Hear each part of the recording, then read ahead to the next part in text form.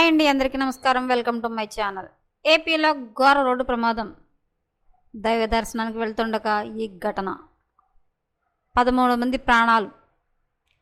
Latest update రావడం జరిగింది. So దానికి సంబంధించిన పూర్తి వివరం చెప్పడం కోసం అయితే నేను ఈ వీడియో చేస్తున్నాను. వీడియోని అక్కడ స్కిప్ చేయకుండా పూర్తిగా చూడండి. అప్పుడే నేను చెప్పే సమాచారం మీకు బాగా అర్థమవుతుంది. అలాగే వీడియో నచ్చితే కనుక వీడియోకి లైక్ ఇచ్చి మా ఛానల్ సపోర్ట్ చేయండి.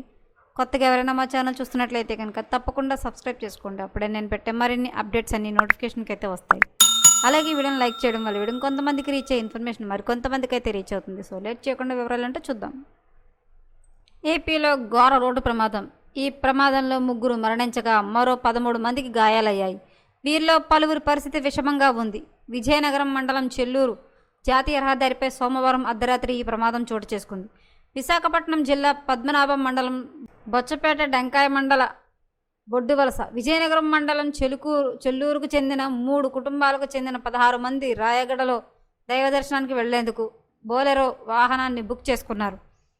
బొచ్చపేట నుంచి బయలుదేరిన వాహనంలో అయినాడ కోడవల్లి వద్ద బొడ్డవలసకు చెందిన కొంతమంది ఎక్కారు. ఆ తర్వాత చెల్లూరు దగ్గర జాతీయ రహదారి పక్కన వాహనం ఆపారు. ఈ సమయంలో విశాఖపట్నం నుంచి అతివేగంగా వచ్చిన లారీ ఆగి ఉన్న వాహనాన్ని వెనుక నుంచి ఢీకొట్టింది.